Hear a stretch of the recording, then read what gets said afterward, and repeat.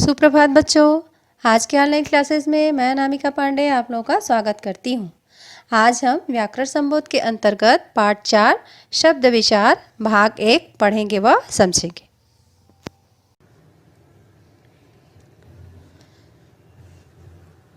भाषा की मूल इकाई ध्वनि है। ध्वनि का लिखित रूप वर्ण कहलाता है। वर्णों ध्वनियों का सार्थक समूह शब्द कहलाता है। शब्द की परिभाषा ध्वनियों व वर्णों के सार्थक समूह को शब्द कहते हैं।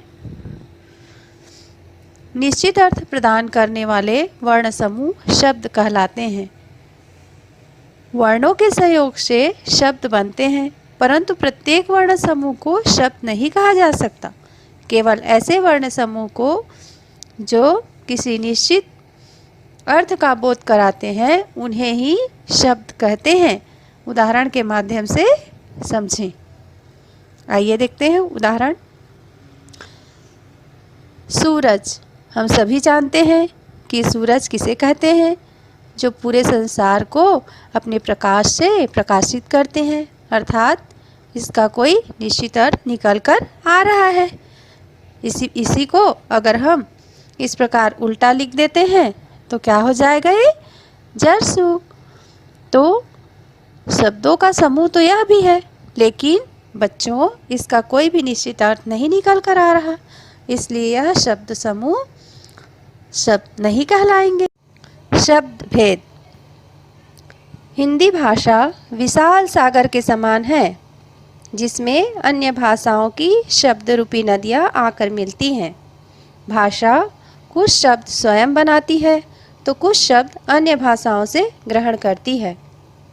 इसीलिए शब्दों का वर्गीकरण 4 आधारों पर किया जाता है।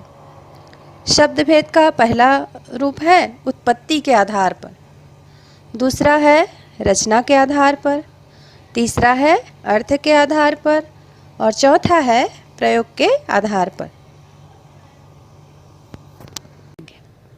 पहला है उत्पत्ति या शोध के आधार पर।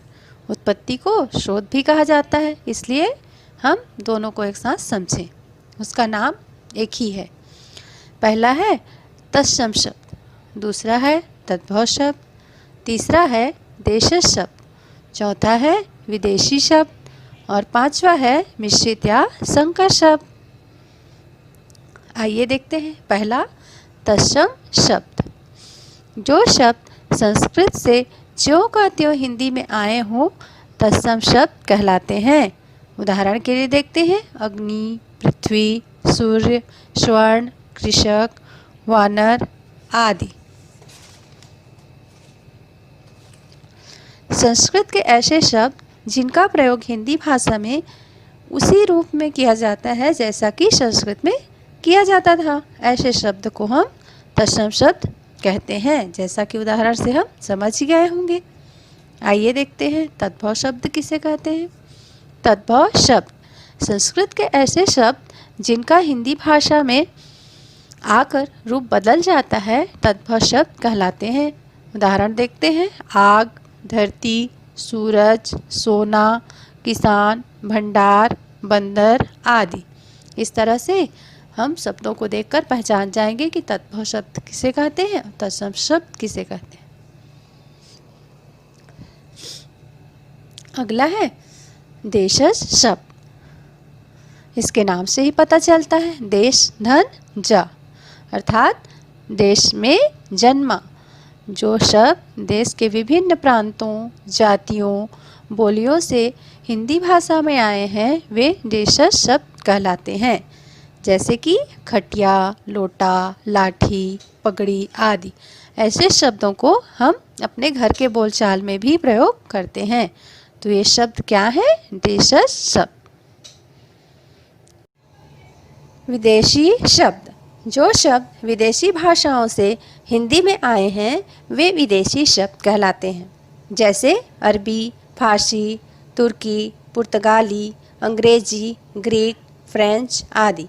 आइए इसे उदाहरण के माध्यम से समझें। पहला उदाहरण है अरबी। अरबी से आए शब्द फ़ायदा, फौज, गैर, तूफान।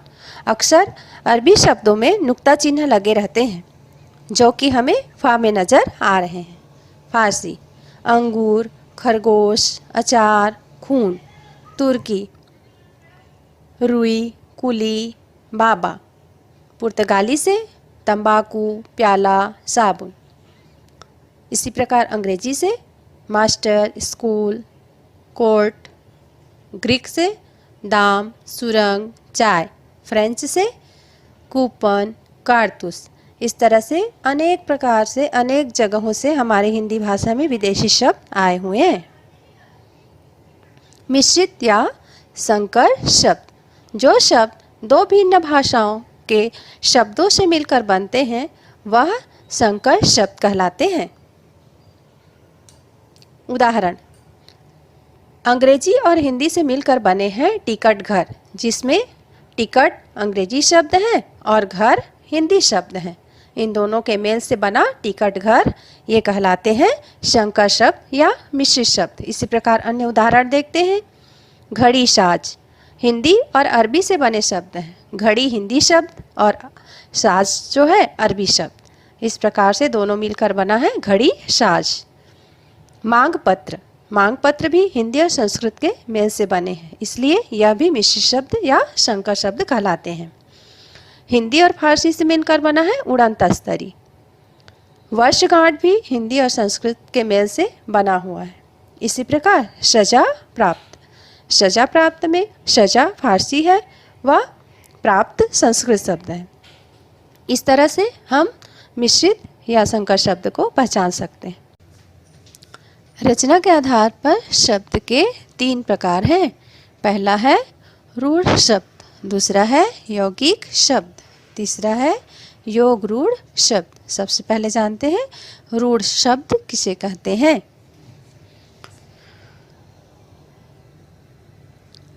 रूढ़ शब्द जो शब्द अपने आप में पूर्ण हो, जो दूसरे शब्दों के योग से ना बने हों, जिन शब्दों के सार्थक खंड ना हो सके, वे रूढ़ शब्द कहलाते हैं। आइए उदाहरण से देखें। पहला उदाहरण देखते हैं जल।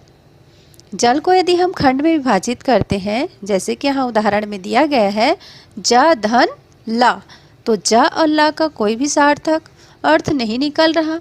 उसी प्रकार यहाँ दूसरा उदाहरण है शेर। शेर को यदि हम 2 खंडों में विभाजित कर देते हैं, शे धन रा, तो शे या र से कोई भी सार्थक अर्थ नहीं निकलता। तो इस तरह से हम अपने हिंदी भाषा पढ़ेंगे उसके शब्दों को देख करके समझ सकते हैं कि ये रूढ़ शब्द हैं। मैंने यहाँ नीचे और भी कुछ उदाहरण दे रखे हैं। देखिए जल, शेर, पैसा, घर, घोड़ा, सेना, फूल, सोना, पुस्तक आदि। इनको भी हम यदि खंडों में विभाजित करेंगे तो यह सार्थक अर्थ नहीं देंगे।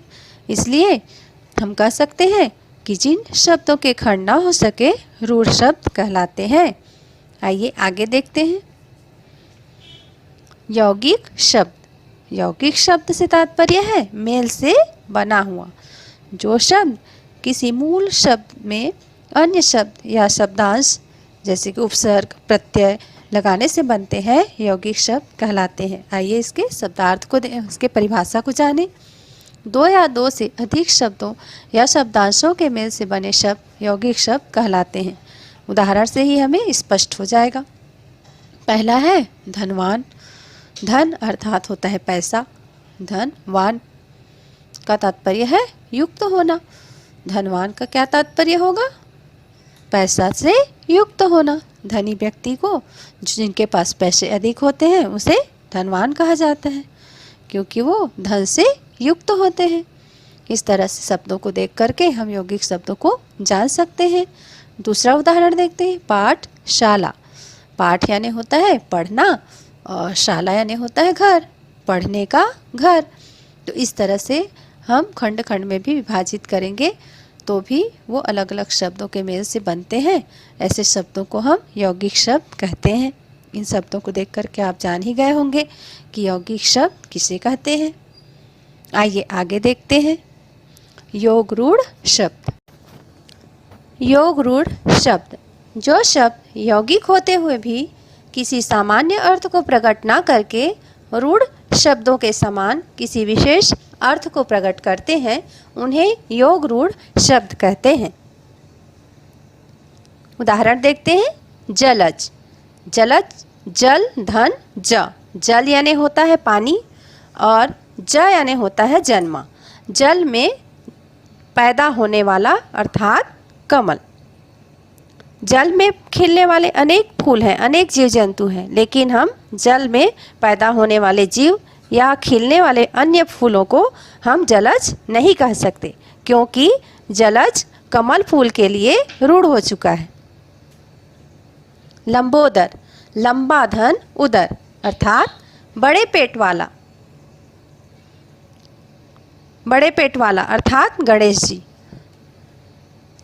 इसी प्रकार लंबोदर शब्द भी गणेश जी के लिए रूढ़ हो गया है। गिरिधर, गिरि अर्थात पर्वत, धर अर्थात धारण करने वाला, अर्थात होगा श्री कृष्ण। उसी प्रकार गिरिधर शब्द भी श्री कृष्ण जी के लिए रूढ़ हो गया है, इसलिए इन्हें हम क्या कहते हैं? योग रूढ़ शब्द कहते हैं। बच्चों, आप लोगों को स्क्रीन पर कुछ नज़र आ रहा होगा कि इन लोग क्या कर रहे हैं। ये अपनी लक्ष्य की प्राप्ति के लिए प्रयास कर रहे हैं। इसी तरह से आप लोग भी इस वीडियो को 2 से 3 बार देखो और पढ़ो, समझो, तो शब्द भेद आप लोगों को भी स्थायी रूप से याद हो जाएगा। तो आज के ऑनलाइन क्लासेस में बस इतना ही। धन्यवाद।